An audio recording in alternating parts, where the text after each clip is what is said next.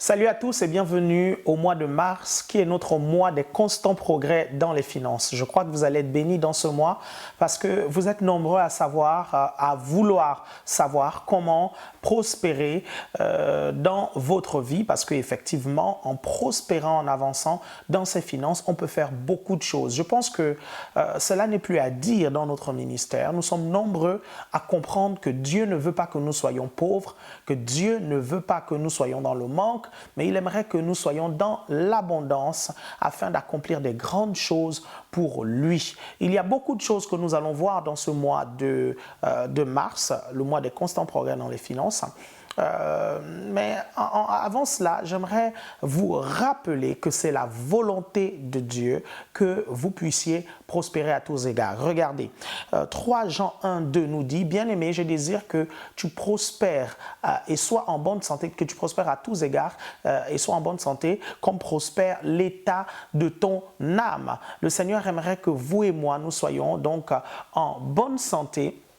C'est la raison pour laquelle, pendant ce mois, nous allons vous enseigner sur comment prospérer et avancer dans ses finances. Gloire au Seigneur. Quand vous prenez le psaume 35, le verset 27, il est dit aussi que l'Éternel prend plaisir à la shalom de ses serviteurs. L'Éternel prend plaisir à la paix de ses serviteurs. Vous l'avez compris, le mot hébreu ici, c'est shalom. Et shalom en hébreu signifie paix, prospérité, complétude. La Bible dit donc que Dieu prend plaisir à la prospérité de ses serviteurs. Pourquoi? Parce que le Seigneur Jésus est venu afin que nous ayons la vie et que nous l'ayons en abondance.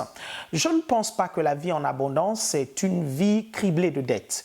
Non, bien aimé, je ne pense pas que la vie en abondance, c'est une vie où nous croupissons dans la maladie. C'est l'une des raisons pour lesquelles, je vous le dis déjà en passant, la volonté parfaite de Dieu est que vous et moi, nous soyons en très très bonne santé. Oui, je vois une vie où vous êtes en bonne santé, vous n'avez aucune maladie, vos enfants ne sont pas malades et vous êtes prospère. Vous êtes prospère non seulement financièrement, mais vous êtes prospère à tous égards.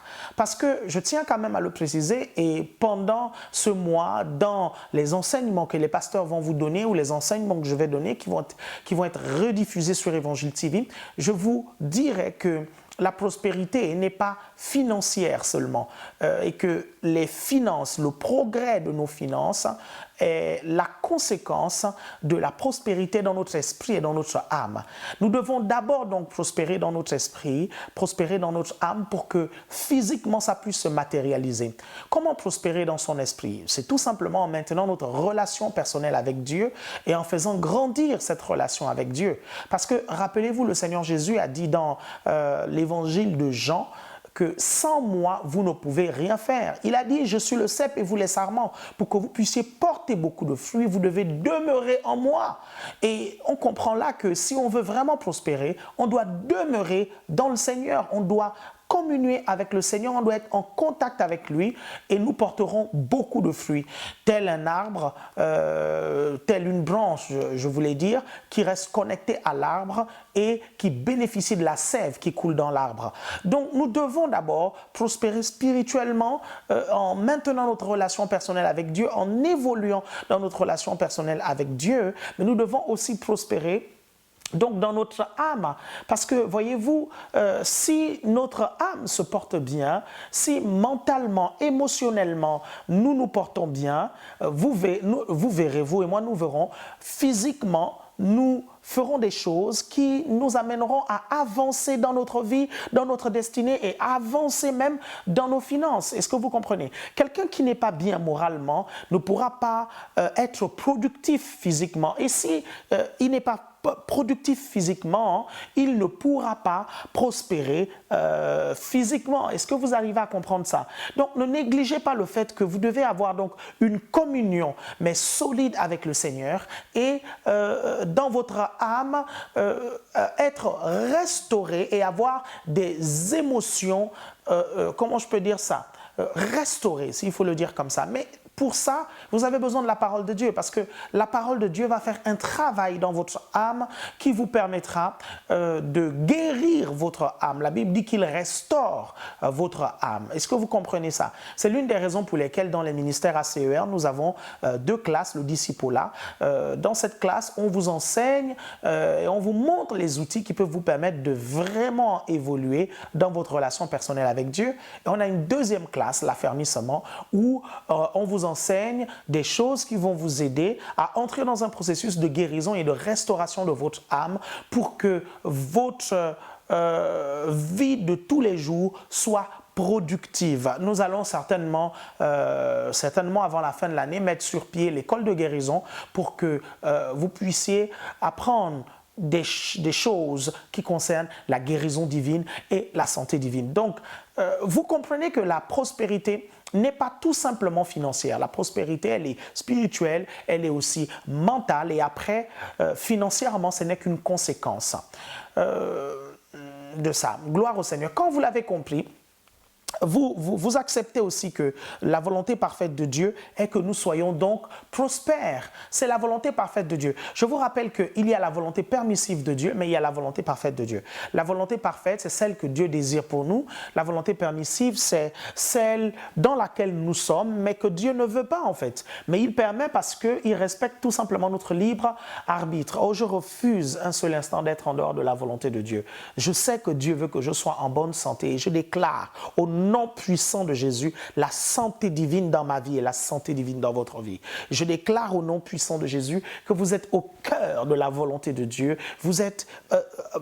Vous prospérez à tous égards comme prospère l'état de votre âme. Gloire à Dieu. Ça va être vraiment un mois extrêmement intéressant.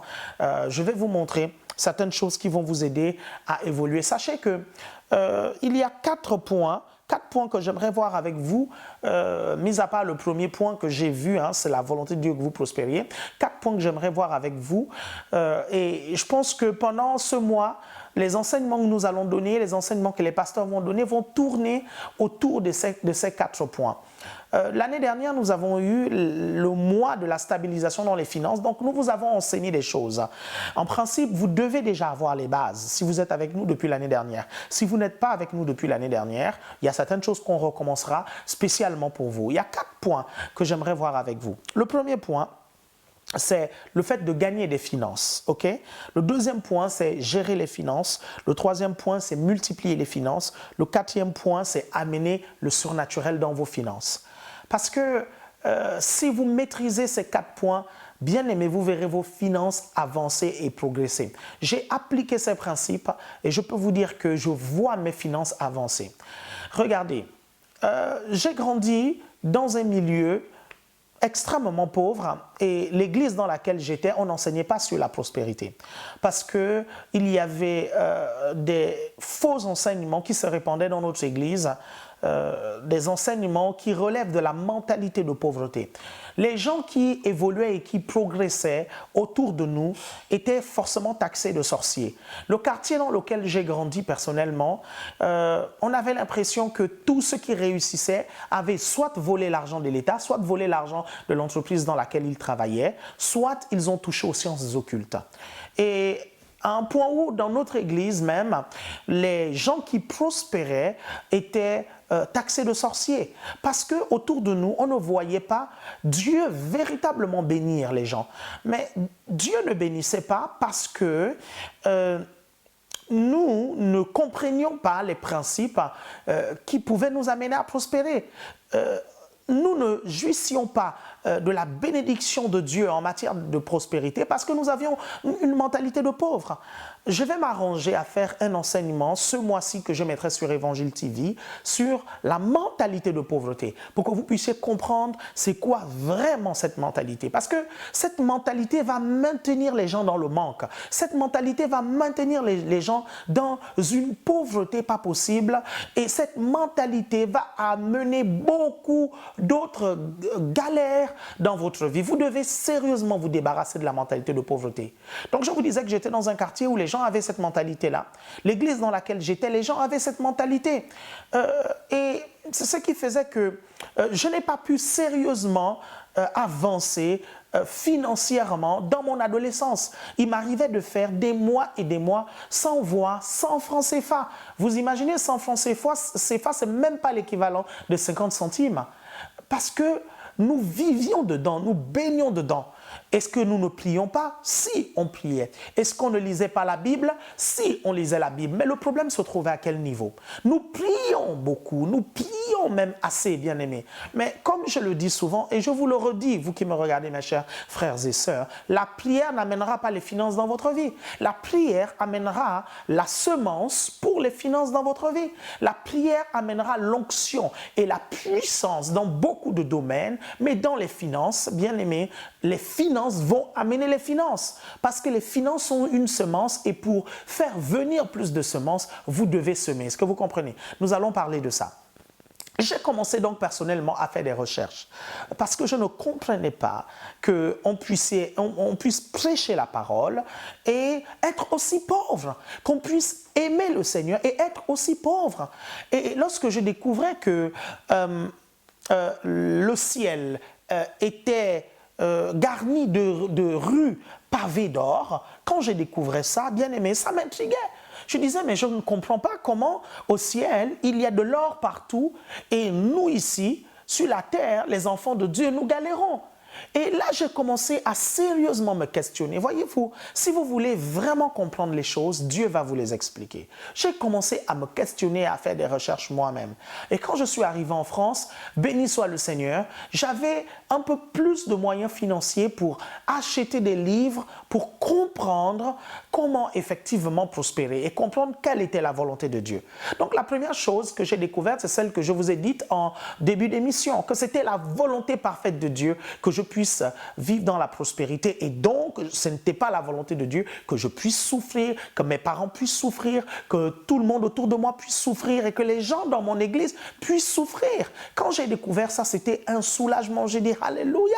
Il fallait maintenant comprendre comment prospérer. Les premières vérités que j'ai découvertes, c'était des vérités en rapport avec les dîmes et les offrandes. J'ai compris qu'il fallait donc semer pour récolter. Parce que la Bible dit que celui qui sème abondamment reçoit abondamment. La Bible dit on ne se moque pas de Dieu. Ce qu'un homme aura semé, il le moissonnera. Donc j'ai découvert la loi de la semence et de la moisson. Et à travers les dîmes et les offrandes, j'ai découvert une première dimension du fait de semer. Avec les offrandes, j'ai découvert une deuxième dimension. Avec le partenariat, j'ai découvert une troisième dimension. Avec les aumônes, alléluia, merci Seigneur, j'ai découvert une quatrième dimension dans ma capacité, ma possibilité de semer. Mais quand j'ai étudié cela pendant plusieurs années, je sentais qu'il y avait quelque chose qui me manquait. Je dis non, c'est bizarre, il y a quelque chose qui me manque parce que je sème. Oui, je récolte, mais ce n'est pas assez parce que moi, je pense que Dieu nous appelle à être millionnaires. Alléluia, Dieu t'appelle à être millionnaire. Quand je dis beaucoup d'alléluia comme ça, en fait, c'est que je ressens l'onction. Donc, vraiment, ne dites pas, mais pourquoi il dit beaucoup d'alléluia? Quand je sens l'onction, quand je dis quelque chose, je dis alléluia. Amen, gloire à Dieu. Et j'espère que là où vous êtes, vous ressentez aussi l'onction. Donc, parce qu'on parle d'un sujet, j'ai tellement fait des recherches dessus, j'ai tellement prié pour ça, j'ai tellement activé ma foi et mon onction dans le domaine que quand je parle des finances, je sens l'onction. Amen. Un jour, le Seigneur m'a dit, je t'ai donné l'onction pour la prospérité. Alléluia. Et il m'a dit, tu as cette onction et vu qu'elle réside en toi, je te donne la capacité de rendre les gens prospères. Et un jour, le Seigneur m'a dit, je bénirai ceux qui te béniront. Oh, gloire à Dieu. J'aime de telles paroles. Je peux rester, bien aimé, des heures et des heures à parler de ce sujet. Pourquoi? Parce que j'ai vécu dans la pauvreté pendant longtemps. Et ça m'a intrigué. Et comme je vous le disais, donc, j'ai découvert donc ces dimensions de semences et j'ai commencé à semer et j'ai commencé à récolter, mais ce n'était pas assez. J'ai dit non, le Seigneur ne nous appelle pas à nager dans les milliers d'euros. Le Seigneur nous appelle à nager dans des millions et des milliards même d'euros. Est-ce que vous comprenez? Parce que la Bible déclare l'or et l'argent m'appartiennent. Ça, c'est le Seigneur qui le dit dans le livre d'Agé ou d'Abdias, je pense, mais je crois Agé. L'or et l'argent m'appartiennent. Vous irez chercher à la maison la référence, ok? Gloire à Dieu. Donc, quand je découvre ça, je me rends compte que, mais tiens, si l'or et l'argent appartiennent au Seigneur et que ce qui est au Seigneur est à moi, alors je dois être immensement riche, alors je dois être immensement prospère. Et là, j'ai commencé à ne plus me contenter de ces quelques centaines d'euros que je recevais ou de ces quelques milliers d'euros que je recevais. Je me suis dit, avec la mission que j'ai à accomplir ici sur la terre, j'ai besoin de suffisamment de millions et de milliards pour pouvoir prêcher l'évangile dans toutes les nations. Alléluia. Et j'ai commencé à appeler les finances, j'ai commencé à étudier cette question. Et là, j'ai découvert qu'il ne suffisait pas de donner sa dîme. J'ai découvert les 4 choses, bien-aimés, que je vais vous enseigner aujourd'hui. La première chose, c'est gagner de l'argent. Gagner de l'argent. En faisant des recherches, j'ai découvert qu'on pouvait gagner de l'argent en trouvant un travail. Vous me dites, mais c'est évident. Oui, c'est la première chose qu'on découvre lorsqu'on cherche de l'argent. Tu veux de l'argent, tu vas travailler. C'est un principe biblique. La Bible dit dans Proverbe 14, 23, « Tout travail procure l'abondance ». Tout travail procure l'abondance. Ça, c'est le premier niveau de comment vous pouvez gagner de l'argent. Travaillez. Et quand vous travaillez, bien-aimés, ne soyez pas paresseux, soyez productifs, donnez le meilleur de vous-même. Est-ce que vous comprenez? Et vous verrez, vous avancerez. Que vous travaillez pour quelqu'un ou que vous travaillez pour vous, donnez le meilleur de vous-même. Le problème avec nous, c'est quoi? C'est que quand on travaille pour quelqu'un, on ne veut pas s'investir parce qu'on a l'impression que la personne s'enrichit sur notre dos. Mais le problème, c'est que si vous n'êtes pas fidèle dans les choses de quelqu'un d'autre, dans les choses d'autrui, bien-aimé, Dieu ne vous en donnera pas. Dieu ne vous donnera pas pour vous. Vous devez donc être fidèle au travail. Vous devez bien faire le travail. Votre patron doit se rendre compte que Dieu l'a béni à travers vous. Comme Laban a dit à Jacob, je pressens de manière occulte. Est-ce que vous comprenez que l'Éternel m'a béni à travers toi? Vous vous rendez compte? Ce monsieur était un sorcier. Il dit que mes dieux m'ont dit que je suis béni à cause de toi. Une autre version dit, j'ai su par divination que à cause de toi, j'ai été béni, que ton Dieu m'a béni. Est-ce que vous vous rendez compte de ça? Mais parce que Jacob faisait son travail correctement. La deuxième dimension, vous savez, c'est celle où vous créez donc du travail. Celle où vous ne travaillez pas pour les gens, mais vous créez une entreprise. Et en créant une entreprise, vous créez du travail, mais vous créez aussi du travail pour les autres. Ça, c'est la deuxième dimension. Si vous voulez progresser, bien aimé, dans vos finances, sachez que votre petit salaire-là ne suffira pas. Est-ce que vous comprenez? Si vous voulez avancer donc dans vos finances, sachez qu'à un moment donné, il faudra que vous lanciez une entreprise, il faudra que vous vous lanciez. Est-ce que vous comprenez? Et je bénis le Seigneur parce qu'aujourd'hui, on a plusieurs possibilités en France de lancer des entreprises à moindre coût. Et vous pouvez le faire. Toutes les personnes dans la parole de Dieu qui ont prospéré, que je connais, ont lancé des entreprises. Abraham était un commerçant. Isaac était un commerçant. Jacob aussi, c'était un commerçant. Est-ce que vous comprenez?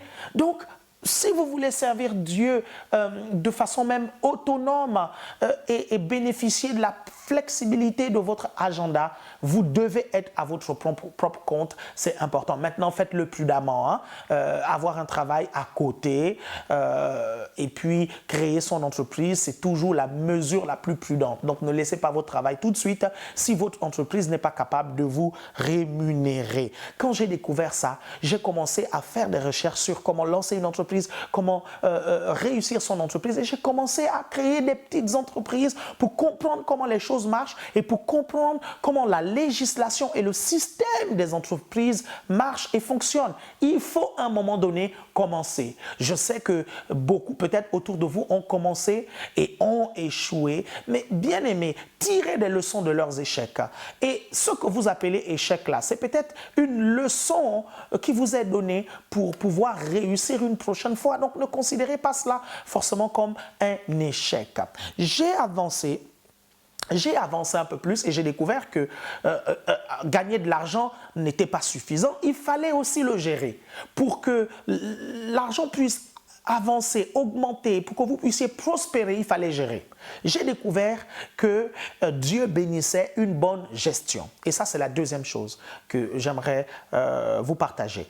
J'ai découvert donc que quand vous gérez bien, Dieu vous bénit. À un moment donné, je me suis dit, mais c'est pas possible. Je sème, mais pourquoi j'ai l'impression de toujours être dans le manque, de toujours m'enfoncer? Pourquoi j'ai l'impression de mettre mon argent comme dans une poche trouée? Et là, le Seigneur m'a dit une chose. Le Seigneur m'a dit, fais un budget. Fais un calcul de ce que tu dépenses dans le mois et fais un calcul de ce qui rentre. Et tu verras. J'ai découvert deux choses. La première chose, j'ai découvert que, en fait, Dieu me bénissait vraiment. C'est-à-dire que j'avais des finances qui rentraient de façon surnaturelle et contrairement à, comment je peux dire ça? Je prends un exemple, vous avez un travail et vous êtes payé et en dehors de ça, vous avez des finances qui rentrent par-ci, par-là. Quand je fais le calcul, je me rends compte qu'en fait, Dieu me bénissait. Mais je ne savais pas gérer. Je vivais comme si j'avais une poche trouée. Et là, le Seigneur a commencé à m'apprendre des principes de gestion. Et l'un des principes clés de gestion, c'est celui que je vais vous énoncer maintenant, c'est que vos entrées doivent toujours être supérieures à vos dépenses. Si vos dépenses sont supérieures à vos entrées, ça veut dire que vous gérez mal. Que faut-il faire alors pour rétablir les choses? Vous devez diminuer votre coût de vie. Vous devez diminuer votre train de vie. Et vous vous rendrez compte que vous avancerez, vous progresserez, vous serez ce qu'on appelle excédentaire et non déficitaire. Et comment diminuer votre train de vie? Il y a plein d'abonnements que vous avez, il y a plein de choses que votre banquier vous a mis, il y a plein de trucs que vous payez, vous ne vous rendez même pas compte. Eh bien, cherchez comment vous désengager et vous verrez.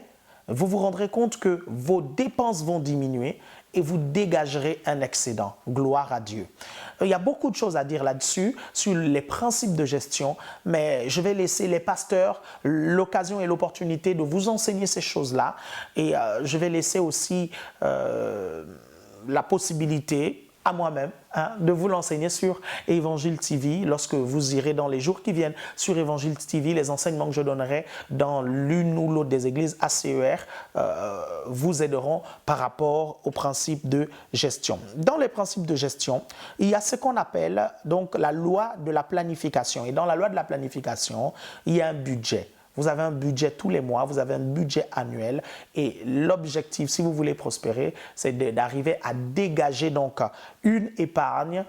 Et là, je vous parle de la loi de l'épargne qui doit faire partie de votre gestion de l'argent. Je vais terminer avec l'épargne parce que, je dis terminer, dans cette partie gérer l'argent, je vais terminer avec l'épargne parce que pendant plusieurs années, je pensais qu'avoir une épargne n'était pas biblique. Et donc, j'avais vraiment du mal à épargner parce que je me disais, en épargnant, mon cœur sera sur mon épargne et mon argent au lieu de faire confiance au Seigneur et de mettre ma foi en action.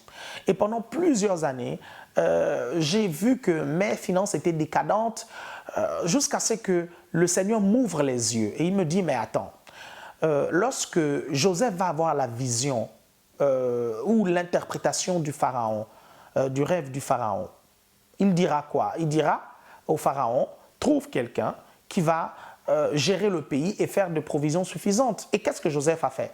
Pendant l'année de vache grasse, pendant les années où l'Égypte était en abondance, Joseph a construit des banques alimentaires pour une épargne. Et Dieu me dit, tu vois, c'est parce que Joseph a fait une épargne que lorsque les 7 années de vaches maigres sont venues, il a pu non seulement affronter la période des vaches maigres, mais il a pu aussi faire un sérieux commerce. Pourquoi? Parce que sachez qu'en période de crise, ceux qui ont des finances, ceux qui ont des liquidités s'enrichissent encore un peu plus. C'est la raison pour laquelle la Bible dit le riche devient plus riche, le pauvre plus pauvre. Et on ne comprend pas pourquoi. Et on ne comprend pas pourquoi le Seigneur dit on donnera à celui qui a, à celui qui n'a pas, on arrachera même ce qui n'a pas. Parce que ce sont des logiques en fait. Est-ce que vous comprenez? Quand vous appliquez ces lois, vous prospérez forcément. Est-ce que vous comprenez? Gloire au Seigneur.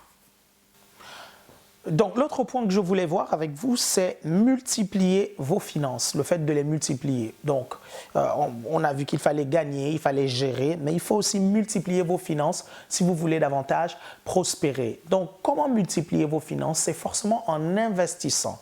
Est-ce que vous comprenez? En investissant, vous allez attirer plus de finances. Mais pour le faire, il faut investir dans des bonnes choses, dans des choses qui vont vous rapporter, dans des opportunités où vous pouvez gagner de l'argent. Il y a deux types d'investissements. Il y a des investissements actifs et des investissements passifs. Il y a un investissement où vous allez vous-même fournir un effort, travailler, faire quelque chose pour qu'il y ait un retour d'argent.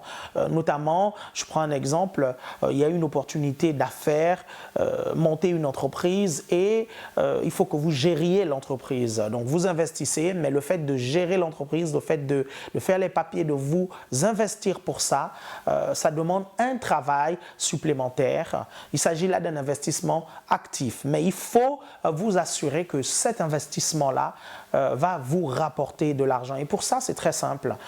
Il suffit que vous puissiez écouter déjà votre témoignage intérieur. Qu'est-ce que le Saint-Esprit vous dit au-dedans de vous?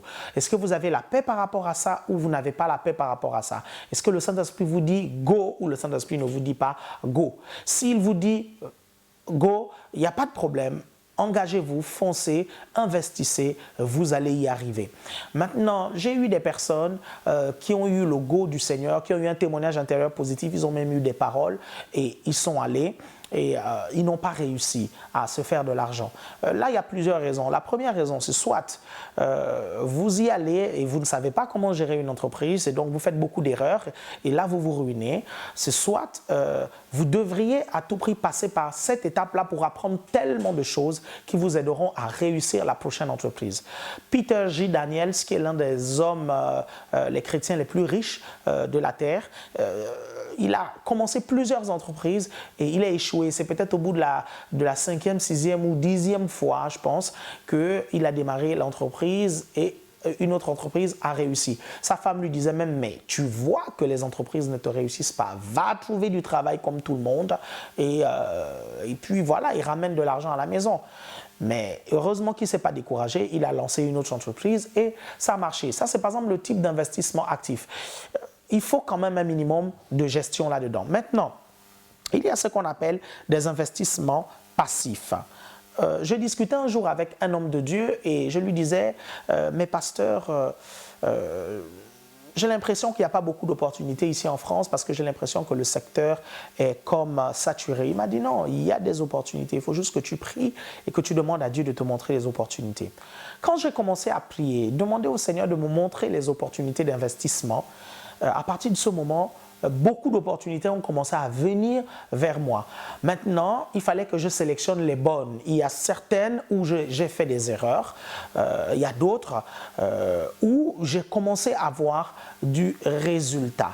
Justement, en parlant des revenus passifs, je vais prendre un verset biblique avec vous. Vous prenez le psaume 127, le verset 2, et je vais lire le psaume 127, le verset 2. Parce que les charismatoplanants peuvent avoir des problèmes avec ça. Psaume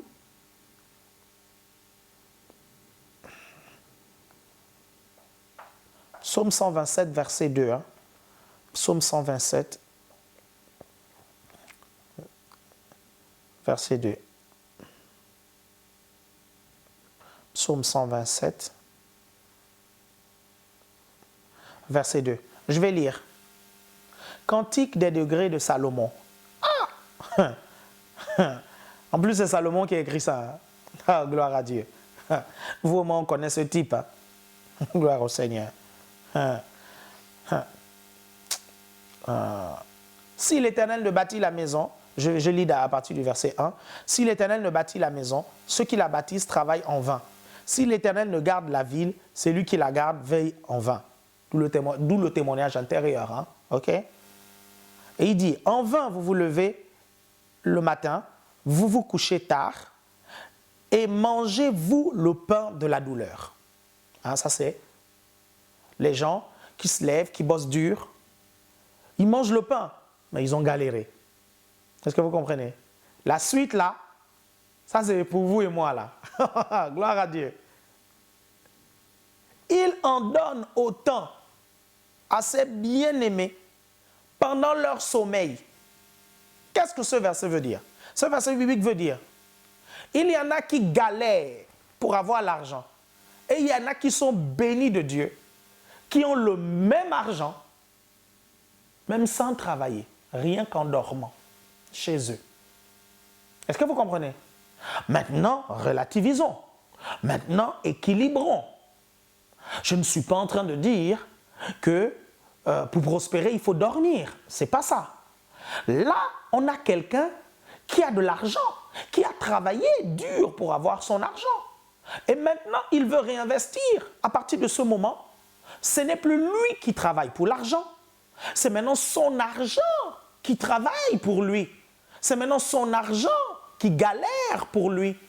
Ce sont les investissements passifs. Ce sont des placements. Est-ce que vous comprenez?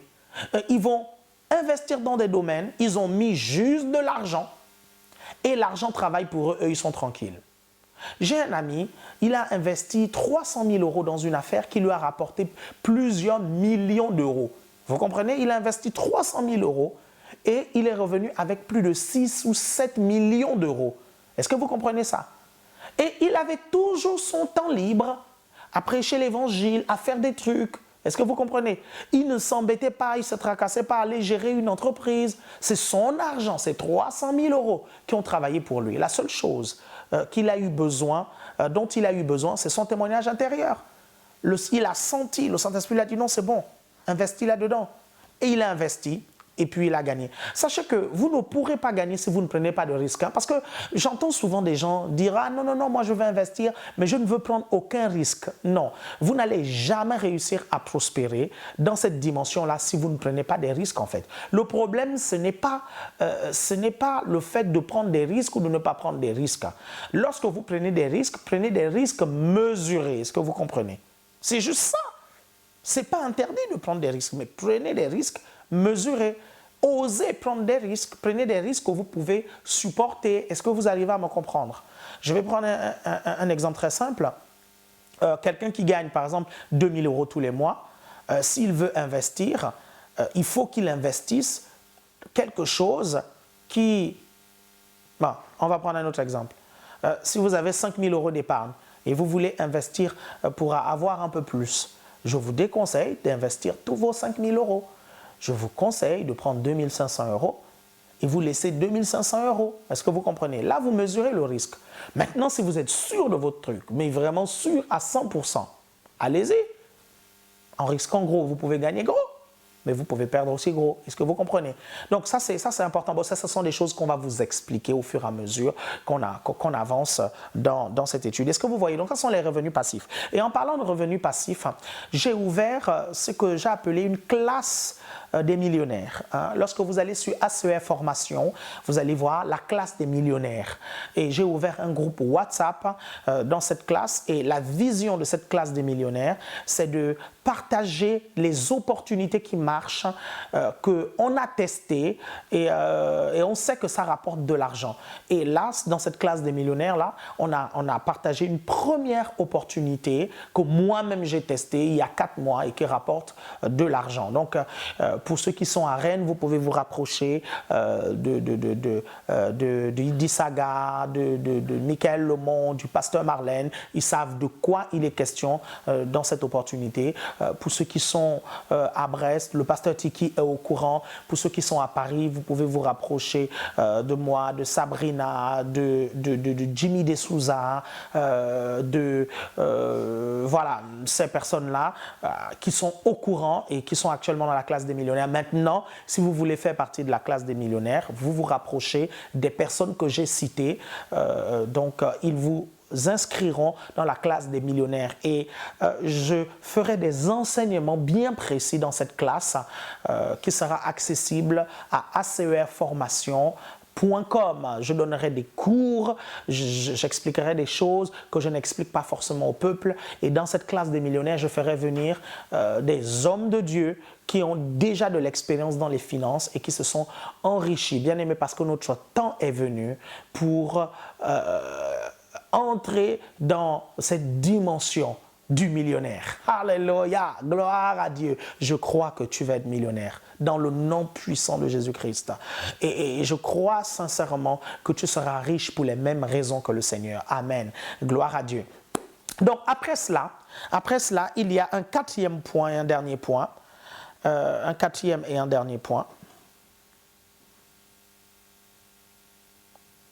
Bon, les personnes que j'ai citées tout à l'heure, ce sont les personnes qui ont assisté à la confco, là, à la conférence que j'ai donnée à la classe des millionnaires. Donc, il y en a qui n'ont pas pu y être, mais ce n'est pas bien grave. J'aurai d'autres conférences comme ça que je donnerai, et puis j'aurai des enseignements que je donnerai à la classe des millionnaires, mais c'est important que vous puissiez vous inscrire. Gloire à Dieu. L'autre aspect, c'est le fait d'amener le surnaturel dans nos finances. Le surnaturel dans nos finances. Lorsque vous prenez Genèse chapitre 26, le verset 12, la Bible nous dit que Isaac a semé à un temps de famine. Mais il y a quelque chose de miraculeux qui va se produire dans la vie d'Isaac. C'est qu'il va semer à un temps de crise, mais il va gagner 100 fois plus que ce qu'il a semé. La Bible dit qu'il ira en s'enrichissant plus, et il devint fort riche. Qu'est-ce qui a fait en sorte qu'il y ait une progression aussi rapide dans la vie d'Isaac? C'est la touche du surnaturel. Et je vais terminer avec ça. C'est la dimension surnaturelle des choses. Lorsque vous lisez les livres d'enrichissement, les livres de productivité, des finances, les hommes riches qui ont écrit ces livres-là, les millionnaires qui ont écrit ces livres-là et qui vous enseignent comment devenir riche, ils disent qu'eux-mêmes, ils donnent à des organisations, des organismes voilà, caritatifs. Est-ce que vous comprenez? Ou caritatifs. Ils donnent en fait tous. Vous comprenez que si vous voulez mettre du surnaturel dans vos finances, il faut entrer maintenant dans la loi de la semence et de la moisson. C'est là où à l'église maintenant on vous enseigne sur les dîmes et les offrandes. On vous enseigne sur le partenariat, on vous enseigne sur les aumônes. Vous discutez avec un bon juif qui se respecte, vous vous rendrez compte que le bon juif qui se respecte et qui prospère, il paye sa dîme. On leur enseigne ça depuis tout petit. Ça, c'est vraiment basique pour eux. Est-ce que vous comprenez? Ils doivent payer leur dîme à la synagogue. Et vous voyez comment ces gens-là sont bénis parce que c'est un principe biblique. Bien aimé, écoutez-moi bien, si vous voulez prospérer, ne discutez pas avec ces choses-là. N'entrez pas dans les débats, des trucs de non, est-ce que la dîme c'est pour notre temps, c'est pour... Laissez les gens qui veulent s'appauvrir avoir ce genre de débat. Nous sommes en train de vous donner les clés qui ont fait prospérer des gens des siècles avant, qui ont fait prospérer des gens maintenant et qui continuent à faire prospérer les gens. La dîme te fera prospérer. Les offrandes vont amener une touche de surnaturel. Le partenariat avec un homme de Dieu t'amènera une touche de surnaturel. Voyez-vous, lorsque vous alliez à un homme de Dieu, c'est important que vous puissiez être partenaire avec cet homme de Dieu-là, le soutenir financièrement et le soutenir dans la prière. Financièrement, lorsque vous le soutenez, bien aimé, la grâce qui coule dans sa vie coule dans la vôtre. Il ne suffit pas que d'écouter les enseignements de cet homme de Dieu pour expérimenter la grâce qu'il y a dans sa vie. Il y a bien plus que vous pourrez avoir en soutenant financièrement cet homme de Dieu. Et ne raisonnez pas comme ces pauvres personnes qui disent non, mais il a déjà beaucoup, pourquoi devrais-je encore lui donner? Bien aimé, ça c'est une mentalité de pauvre. La reine de Saba, lorsqu'elle allait voir Salomon, elle a préparé des présents, elle a préparé une offrande. Et elle ne s'est pas dit non, Salomon est déjà plus riche que moi. Elle n'a pas raisonné comme ça. Parce que les rois savent en fait que pour avoir encore un peu plus, il faut toujours donner. Pour bénéficier de la grâce, il faut donner. Regardez la petite histoire. Un jour, j'ai fait venir un homme de Dieu qui est quand même assez béni par le Seigneur dans notre église. Et j'ai demandé que les gens puissent lui faire une offrande. Et il y a quelqu'un qui m'a dit, mais enfin... s'il est millionnaire comme il le dit, il n'aurait pas besoin de notre argent, de ce qu'on lui donne. Et j'ai expliqué à la personne, je dis non mais tu es ignorante. Tu ne comprends pas qu'en fait, en semant, en donnant une offrande dans la vie de cet homme de Dieu, tu te connectes à l'onction et à la grâce qui est dans sa vie et ce qu'il vit, tu pourras vivre ça. On appelle ça la loi de l'échange. Est-ce que vous comprenez? Lorsque Abraham a rencontré Melchisédek, la Bible dit que Abraham a mené sa dîme à Melchisédek et Melchisédek a béni Abraham et Abraham est devenu encore encore plus riche. Est-ce que vous comprenez le transfert de grâce? Est-ce que ça veut dire que vous achetez les grâces et les bénédictions? Non. Le Seigneur aimerait tout simplement nous débarrasser de notre cupidité, de notre égoïsme. C'est l'une des raisons pour lesquelles il a établi ses principes et ses lois. Est-ce que ça, vous arrivez à comprendre ça? Ça, c'est extrêmement important. C'est extrêmement important. Bien aimé, je suis scandalisé que parfois, on se met il y a un homme de Dieu dans la maison, il y a des hommes de Dieu dans la maison, et il y a une grâce que vous pouvez partager en soutenant ces hommes de Dieu financièrement. Bien aimé, je suis étonné que certaines personnes, ces choses-là, ils ne les comprennent pas encore. Et pourtant, ce sont des choses qui vont amener du surnaturel dans votre vie et qui vont faire que vous gravirez rapidement des échelons sur le plan financier. Est-ce que vous comprenez? Donc, il y a beaucoup de choses à dire là-dessus. Si vous appliquez ça, vous verrez vos finances vraiment bondir de façon positive. Moi-même, j'applique ces choses-là. Je vous assure, bien aimé, je paye ma dîme, je fais les offrandes, je fais les aumônes. Ceux qui sont proches de moi savent combien je donne aux gens qui sont autour de moi et aux gens qui sont dans le besoin. Je vous assure, si je vous dis ce que je donne par mois aux gens, bien aimé, vous n'en reviendrez pas. Vous n'en reviendrez pas. Pourquoi? Parce que je vais appliquer ces 4 dimensions de la semence. La dîme, les offrandes, le partenariat et les aumônes. J'aide ceux qui sont autour de moi. Gloire à Dieu. Béni soit le Seigneur. Et Dieu me bénit pour cela. Le Seigneur me bénit et je veux que vous soyez bénis. Je veux vraiment que ce mois, vous puissiez prospérer. Que ce mois, vous puissiez apprendre des vérités qui vont vous aider à aller plus loin. Nous allons prier maintenant. Seigneur, je te prie pour ton peuple qui me regarde maintenant. Dans le nom de Jésus, je viens chasser l'esprit de pauvreté, je viens chasser la mentalité de pauvreté. Je déclare que ce mois de mars, nous allons progresser dans les finances au nom puissant de Jésus-Christ. Père, aucun d'eux ne va manquer de quoi que ce soit. Père, je déclare qu'ils sont dans l'abondance. Je déclare que leurs besoins sont pourvus au nom puissant de Jésus-Christ. Amen. Gloire à Dieu. Cette pensée prophétique sera en rediffusion sur évangile.tv. Donc, n'hésitez pas à aller la regarder et re-regarder. Donc, n'hésitez vraiment pas à aller voir les replays sur Évangile TV. On a mis ce site, on paye beaucoup d'argent pour que ce qui est fait sur Évangile TV se fasse. On le fait pour vous, bien-aimés. Donc, n'hésitez pas à y aller. Aujourd'hui, vous pouvez avoir des téléphones où vous pourrez aller sur Évangile TV. Quand vous êtes dans le métro, dans le bus, pendant la pause, vous pourrez regarder Évangile TV. En tout cas, je vous bénis dans le beau nom de Jésus. Dans quelques semaines, je reviendrai en Bretagne, certainement à Brest ou à Rennes. Mais en attendant, on se focalise sur ACER Lyon. Nous comptons sur vous pour vos prières. Gloire au Seigneur. Je vous dis à bientôt.